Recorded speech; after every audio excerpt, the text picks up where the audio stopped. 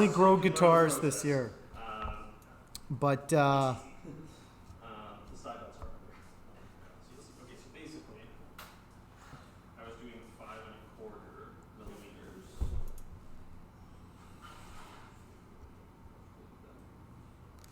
Good enough. Basically, what I was doing is you take the caliper, you hold it on the fret line, and I was just doing like a long streak going off the edge. slowly, everything's coming out. And you just do that all the way down. For the 12th, what I was doing is I did the same thing as normal, but then I went to the center of that point and then made another one even further. Sounds good? We do that all the way.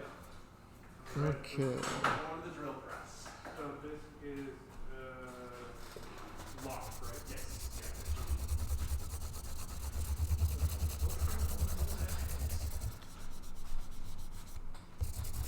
Okay. Alright,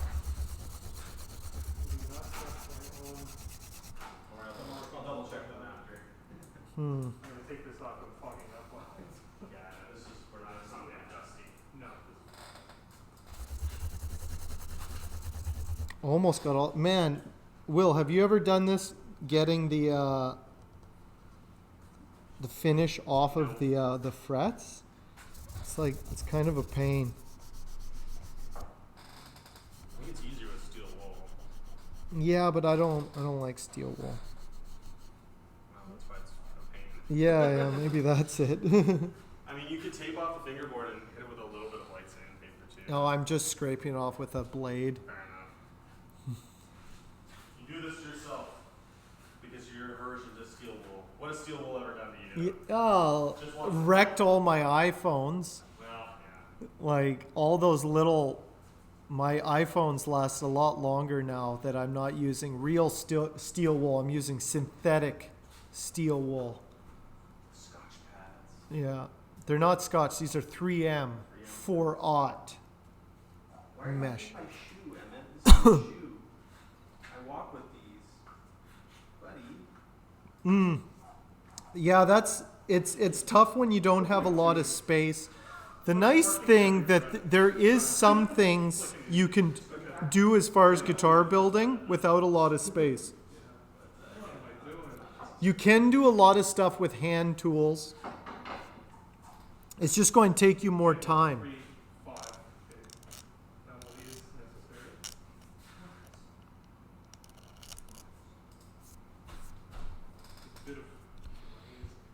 There's also, depending on where you live, sometimes you can find a communal shop. Oh, the Indian rosewood neck. Oh yeah, the all walnut one. That one, that one just sold a few months ago.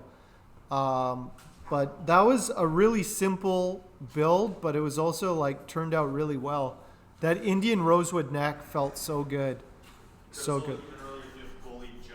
Yeah, He was so weak and he was so close. I almost bullied a guy into buying that guitar, and I could just tell that if I knew I could, I'm just not much of a salesman. I knew I could bully him into doing it. And I didn't go for the kill. I didn't go for the sale. Because I knew deep down it's like he didn't need it. He did not need it. He just liked the look of He it. really liked that guitar. He just really liked it. I'm like, come on, Justin, do it. Do it. And he was like, oh, okay. He was kind of easy to manipulate. And I would definitely be manipulating him. Eventually somebody bought it who plays it and enjoys it. So it's like, again, I just make the guitars. I'm trying to be a salesman now. And it's... I believe in my product. That's what you got to do, Will. You got to believe in your product. I got to hype myself up with sales meetings in the morning and be like, look at some charts and just be like, my sales are down all across my territories. I gotta get this company back on top. Yeah, so all around LA, that was an exceptionally dark piece of walnut. That was a real unique dark piece, and it was a one-piece body as well. It was so dark that like it was almost the same color as the rosewood.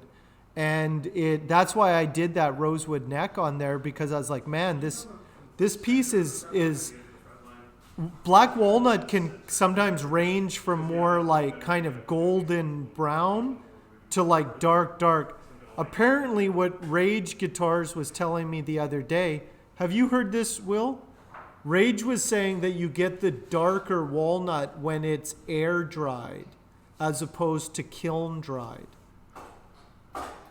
So I don't know if that's true. He's gaslighting. He could be. He's